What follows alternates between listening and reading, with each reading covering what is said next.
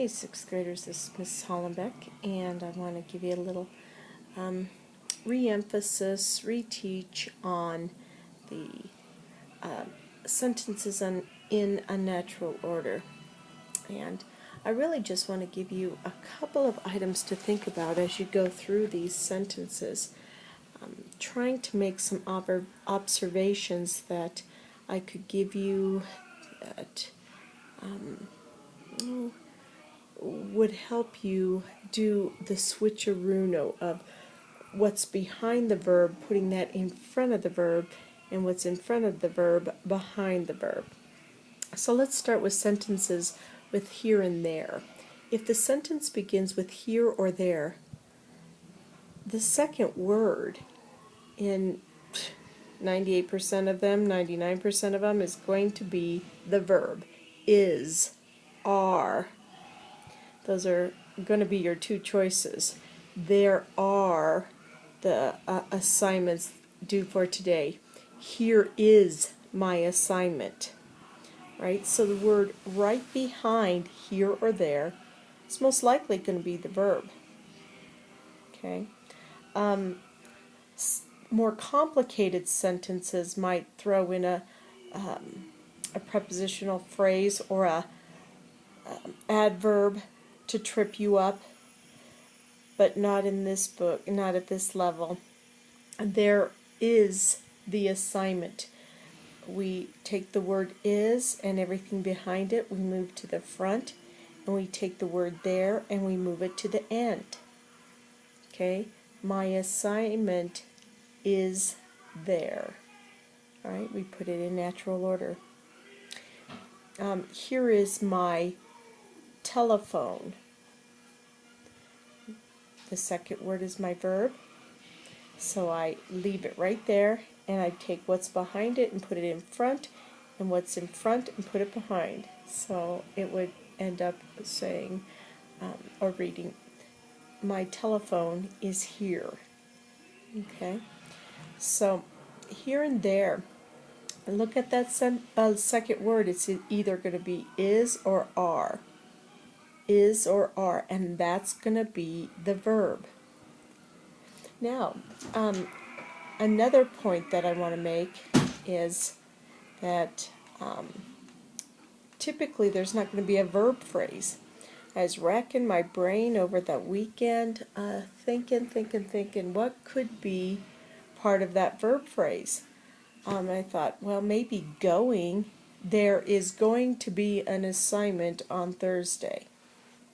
All right, but typically it's going to be one word. I couldn't think of any other example. Can you? Well, if you do, let me know. Here and there, is or are. That's is or are is going to be the verb. So when you're checking your answers, on the first line, there should not be the word here or there on any of those first lines. If there is, you're not finding the right you're not finding the subject, because here or there cannot be the subject. It shouldn't be on either of those two lines that you have on your assignment. Okay? So make sure I don't see any here or there. Okay? And the sentences that do begin with here and there, make sure I see the second word in the sentence on that second line, because it's going to be the verb, is or are. Okay? On our questions, one that I really noticed people were struggling with was the helping verb do. Do you know? Okay? If we put that in natural order, it would read, you do know. Do and forms of do, like did, those are oftentimes overlooked as being a helping verb. I gave you a list of helping verbs. I have another verb cheat sheet that I like better. I'm going to get copies made because it's color-coded. And I think, yeah, you know how I feel about color. I think that helps you retain things. So let me get that copied, and then I'll get that to you. But do and did, those are going to be on the second line, the verb line, as part of the verb. They're always going to be helpers, all right? If they're part of a question, they're going to be a helper. Come here. Oh, do you hear my kitty? She's going to maybe come up and say hi. Come here. Come here. Oh, no, she's just going to plop down and make me pet her.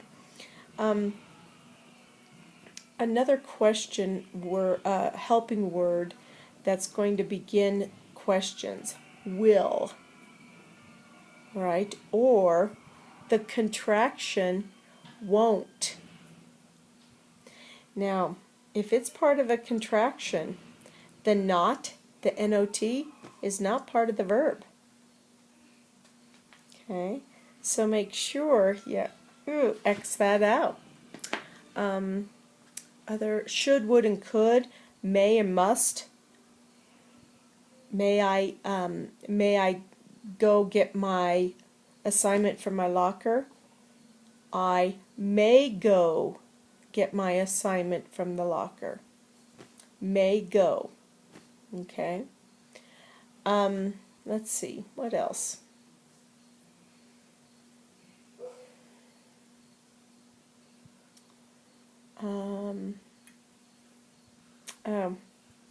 The prepositional phrases that begin the sentence and there's no comma.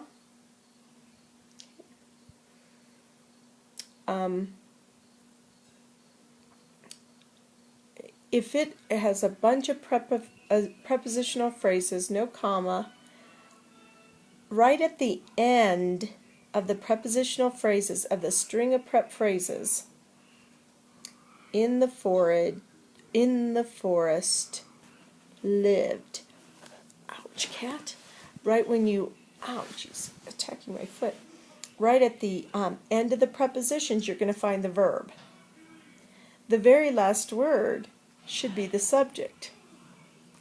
All you have to do, you don't even have to leave the verb and then put the prepositions at the end of the sentence. You just have to flip that whole sentence over. All right? A troll lived in the forest. Okay? The very last word of sentences like that should be the subject.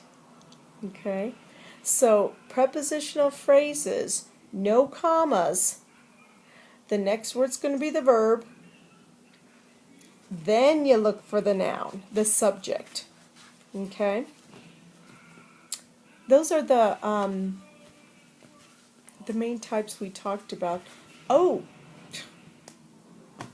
I forgot my favorite sentence, my imperatives, because I know I emphasized this in one class, but I want to reiterate it. Can't hear it enough.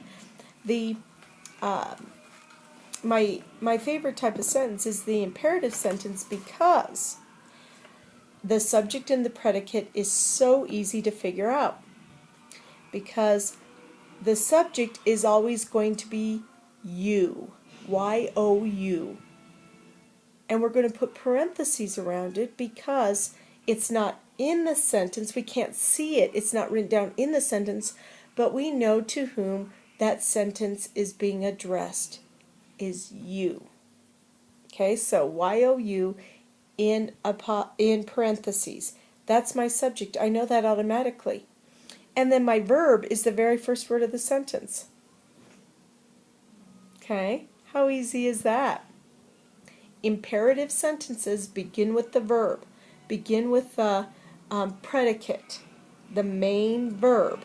So I slap you in the first blank, and I put the very first word in the second blank.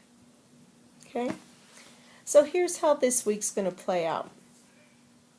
I was thinking that we didn't get a chance to really look over your subject predicate. You got your kinds of sentences back, but your subject predicate you didn't get back, and then there and you were working on the assignment for unnatural sentences, and yet there were unnatural sentences on the quiz.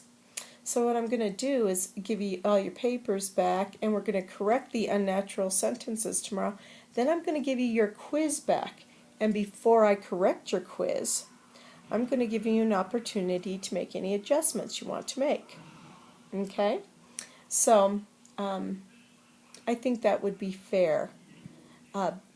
Taking a look at errors that you made on subject and predicate, taking a look at errors you might have made on unnatural sentences, so you don't make the same error on the quiz. Okay? I think I'm going to make sure that we correct our assignment every time instead of me correcting them, so that you could see how you did immediately, and then you could use those on the quiz. All right, because we learn best from our mistakes. So I think that's what we're going to do tomorrow. Okay? Hope you get a chance to look at this. We'll talk to you tomorrow. Bye now.